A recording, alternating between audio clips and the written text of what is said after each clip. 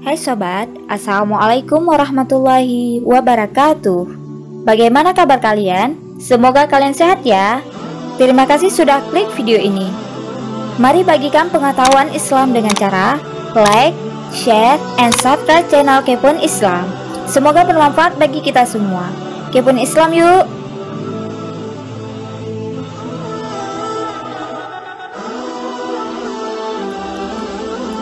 Seiring muncul pertanyaan, adakah kewajiban umat Islam atas harta selain zakat? Para ulama berbeda pendapat mengenai hal ini. Beberapa menyatakan ada, sedangkan lainnya berpendapat tidak ada. Yang berpendapat ada kewajiban selain zakat, mencontohkannya dengan pajak.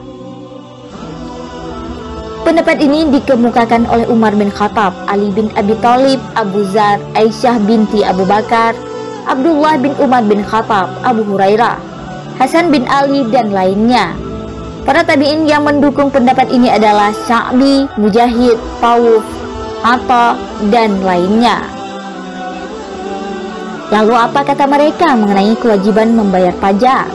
Simak ulasan berikut ini hanya di Kepoin Islam Official.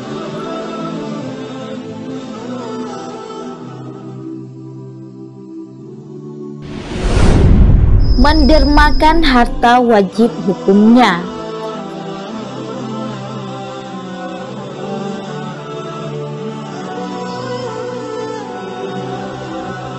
Pendapat ini dilandaskan kepada dalil Al-Quran Surah Al-Baqarah ayat 177 dan Al-An'am ayat 141.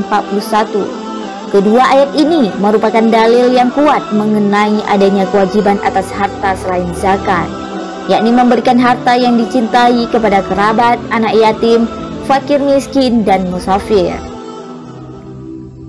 Kebajikan itu bukanlah menghadapkan wajahmu ke arah timur dan ke barat, tetapi kebajikan itu ialah kebajikan orang yang beriman kepada Allah, hari akhir, malaikat-malaikat, kitab-kitab, dan nabi-nabi, dan memberikan harta yang dicintainya kepada kerabat, anak yatim, orang-orang miskin, orang-orang yang dalam perjalanan atau musafir, peminta-minta, dan untuk memerdekakan hamba sahaya yang melaksanakan sholat dan menunaikan zakat, orang-orang yang menepati janji apabila berjanji, dan orang yang sabar dalam kemelaratan, penderitaan, dan pada masa peperangan.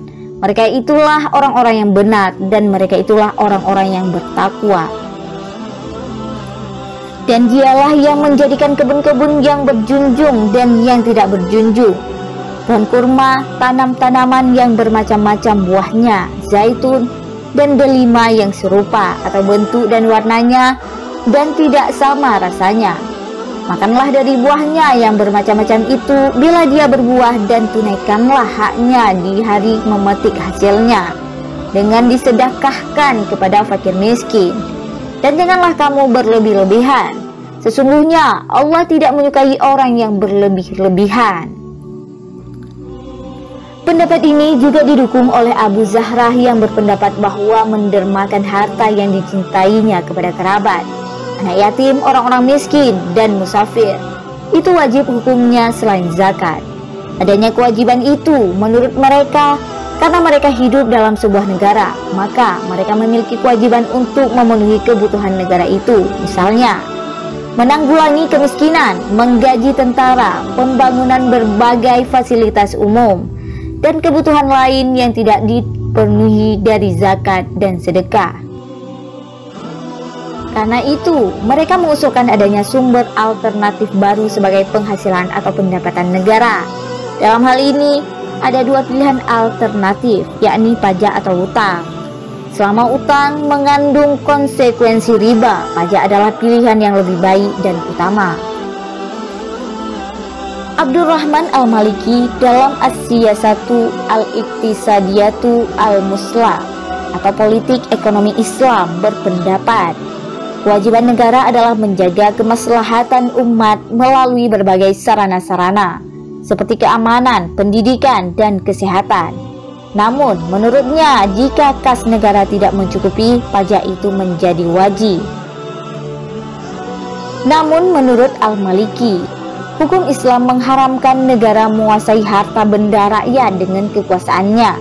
Jika negara mengambilnya dengan menggunakan kekuatan dan cara paksa, berarti merampas. Padahal hukum merampas adalah haram. Al-Marginani dalam kitabnya Al-Hidayah berpendapat bahwa jika sumber-sumber negara tidak mencukupi, negara harus menghimpun dana dari rakyat untuk memenuhi kepentingan umum. Jika manfaat itu memang dinikmati rakyat, kewajiban mereka membayar ongkosnya.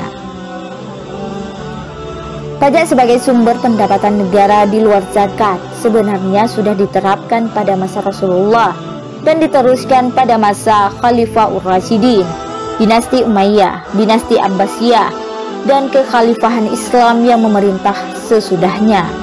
Pajak sendiri memiliki banyak istilah. Ada yang menyebutnya dengan jizyah, usir, kharaj, dan zaribah.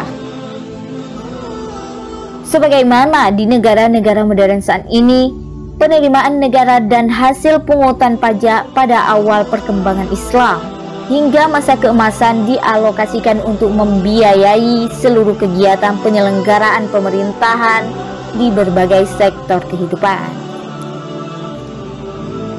Pada masa dinasti Abbasiyah misalnya, oleh sejumlah khalifah anggaran khusus ini dibelanjakan untuk mengembangkan dan memperluas tanah negara sebagai salah satu sumber penting bagi keuangan negara. Cara pengelolaan uang negara seperti ini memiliki dampak positif. Ini terlihat sepeninggal Khalifah Al-Mansur dan Khalifah Harun Ar-Rasyid. Negara telah memiliki sumber keuangan yang lebih dari cukup. Membayar pajak bukan hanya menjadi kewajiban umat Islam, tetapi juga kelompok non-muslim. Membayar pajak dan membantu negara adalah kewajiban setiap warga negara, baik muslim maupun non-muslim. Orang-orang non-muslim yang tinggal dalam wilayah kekuasaan Islam berkewajiban membayar pajak sebagai bentuk pengakuan bertempat tinggal bagi dirinya di negara itu.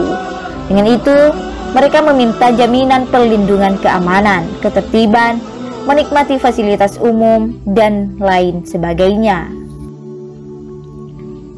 Kewajiban jizyah bagi kelompok non-muslim bukan dilakukan berdasarkan keinginan untuk mendapatkan harta atau kekayaan semata.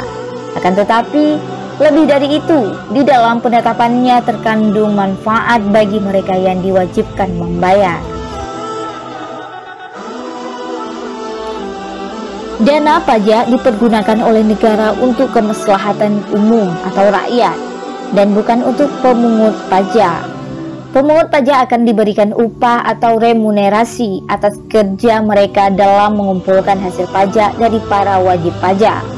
Wallahu a'lam bishawab.